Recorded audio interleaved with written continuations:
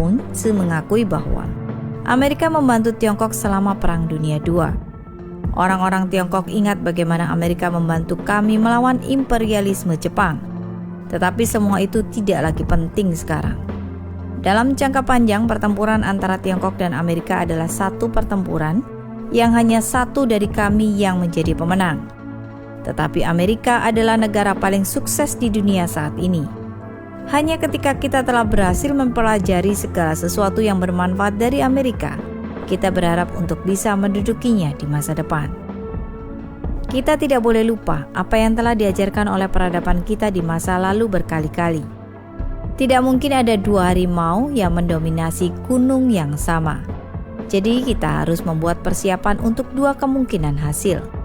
Jika perang biologis kita terselubung dan berhasil, maka itu berarti perjuangan kita melawan Amerika dan mengakibatkan jumlah kematian paling sedikit dari orang-orang Tiongkok. Tetapi jika perang biologis gagal dan Amerika menanggapi dengan pembalasan nuklir, maka lebih dari setengah populasi Tiongkok kemungkinan akan binasa. Jadi kita harus memastikan bahwa kota-kota Tiongkok berukuran besar dan menengah dilengkapi dengan pelindung radioaktif. Namun untuk masa depan partai, negara, dan bangsa, kita harus maju dengan berani. Tidak peduli seberapa sulitnya hal itu, tidak peduli seberapa besar pengorbanan yang akan terjadi. Bahkan jika kita kehilangan lebih dari setengah populasi, ia dapat diregenerasi. Tetapi begitu Partai Komunis runtuh, semuanya akan berakhir selamanya. Sekarang setelah mengatakan itu, beberapa dari Anda mungkin bertanya-tanya, bagaimana dengan sesama rekan kita di Amerika? Ada beberapa juta dari mereka. Mereka mengatakan, bukankah Anda mengatakan orang-orang Tiongkok tidak akan membantai jenis mereka sendiri? Terhadap hal ini, Tzu berkata, rekan-rekan ini terlalu keras kepala dan tidak terlalu peduli pada kepraktisan. Jika kita bersikeras bahwa orang-orang Tiongkok tidak boleh membantai jenis mereka sendiri, bagaimana kita bisa membebaskan Tiongkok? Selain itu, kebanyakan orang Amerika keturunan Tionghoa menjadi beban bagi kita.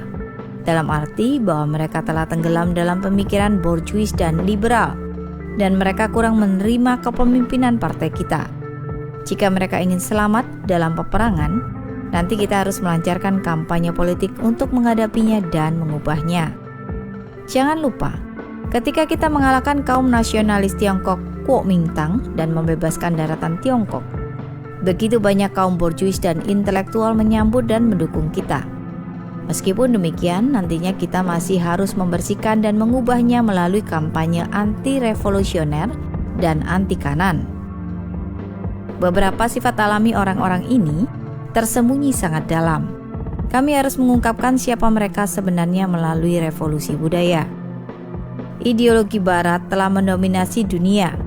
Pemuda-pemuda kita telah dipengaruhi oleh pemikiran Barat tentang penghormatan terhadap kemanusiaan dan hak asasi manusia.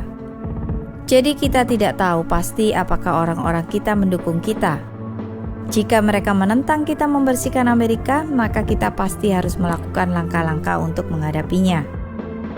Karena itu, semua orang mungkin mengerti mengapa kita baru-baru ini memutuskan untuk lebih mempromosikan ateisme. Jika ateisme Barat ingin datang ke Tiongkok untuk melemahkan kita, dan jika orang-orang Tiongkok ingin mendengarkan Tuhan dan mengikutinya, lantas siapa lagi yang dapat mendengarkan kita dan mengikuti kita? Jika orang-orang kita mempertanyakan kemampuan Hu Jintao dalam memerintah dan meminta untuk mendirikan entitas pengawas untuk mengawasi perilakunya, dan jika pengunjung gereja mempertanyakan mengapa kami telah mengambil alih tempat Allah di gereja-gereja mereka, lalu bagaimana mungkin partai kita terus memimpin Tiongkok? Sekarang kita berada pada saat yang kritis. Sebanding dengan ketika pasukan revolusioner kita saat itu sedang mempersiapkan diri sebelum menyeberangi sungai Yangtze. Tetapi selama kita fokus pada hal yang paling mendasar, yaitu mempersiapkan perjuangan militer, Komite Sentral percaya jika kita dapat menyelesaikan masalah Amerika, semua masalah dalam negeri kita juga akan dapat terselesaikan dengan mudah. Jadi di permukaan, persiapan militer kita menargetkan di Sensor. Tetapi sebenarnya ia menargetkan Amerika, dan tujuannya jauh melebihi mengalahkan kapal induk dan satelit AS. Dalam artikel itu, Tzu juga mengatakan, perkembangan ekonomi kita sebenarnya untuk mempersiapkan perang. Ini bukan untuk meningkatkan kehidupan orang-orang Tiongkok dalam jangka pendek.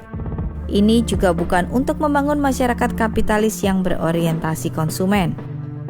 Dia secara terbuka menyatakan, kami masih menekankan pembangunan ekonomi sebagai fokus, tetapi pada kenyataannya pembangunan ekonomi berfokus untuk perang. Pada tahun 2003, tak lama setelah pidato Zhi Haotian, ia mengundurkan diri sebagai Menteri Pertahanan, dan pada tahun yang sama, SARS, coronavirus, pecah di Tiongkok. Secara kebetulan juga, di tahun yang sama otoritas Tiongkok memutuskan untuk membangun laboratorium virus P4 BSL-4 di Wuhan. Berdasarkan konten dalam pidato Zhi, mungkinkah virus COVID-19 yang dimulai di Wuhan berasal dari lab P4 Wuhan? Grid Game India percaya bahwa COVID-19 dapat menjadi senjata baru sebagai bagian dari skema PKT untuk mewujudkan komunisme jahatnya di seluruh dunia. Coba pikirkan semuanya. Bukankah ini sesuatu yang benar-benar menakutkan? Siapa di belakang senjata biologis ini? Mengapa mereka membuat senjata biologis ini? Negara-negara barat belum memahami motif tersembunyi mengapa Tiongkok ingin ambil bagian dalam membangun laboratorium BSL-4. Seperti yang kita bicarakan di kota Wuhan yang merupakan kota metropolitan utama di Tiongkok dan tidak jauh dari laboratorium BSL-4 PKT, COVID-19 terus menyebar dan menimbulkan kekacauan.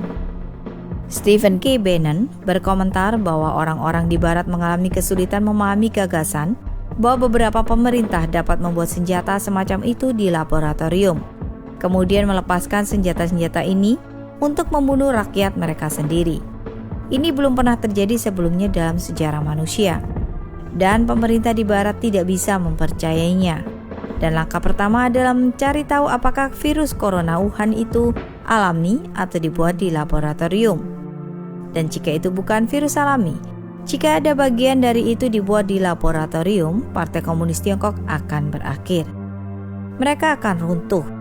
Dunia akan melawan PKT, termasuk orang-orang Tiongkok. Mereka akan berkata, hal semacam ini tidak akan pernah terjadi lagi. Karena itu, situasi epidemi di Wuhan harus segera diselidiki, dan dunia perlu mengetahui kebenaran tentang apa yang terjadi.